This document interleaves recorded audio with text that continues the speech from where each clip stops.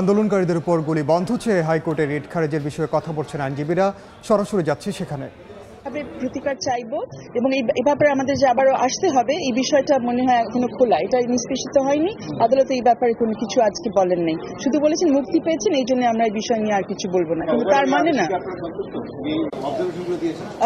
আমরা ওনাদের যে অবজারভেশন হয়েছে গুলিবর্ষণের ব্যাপারে, সেটাতে আমরা অবশ্যই সন্তুষ্ট, কারণ ওরা পরিষ্কার করেছেন যে আইন অমান্য করে কিছু করা যাবে না, এবং আইনও খুবই পরিষ্কার যে গুলিবর্ষণ এমনি এমনি করা যাবে না, লাইভ রাউন্ড যখন ইচ্ছা চালানো যাবে না, এবং এটা ক্লিয়ার, এবং আইনটা এখন স্ট্রিক্টলি ফলো করতে হবে। আমরা সবচাইতে বেশি সন্তুষ্ট যে আদালত বলেছে যে যারা এই ধরনের ঘটনা ঘটায়, আইন বহির্ভূত কোনো ঘটনা যারা ঘটায়, আটকের ক্ষেত্রে হোক গুলিবর্ষণের ক্ষেত্রে হোক, তাদেরকে জবাবদিহিতার মধ্যে আনতেই হবে।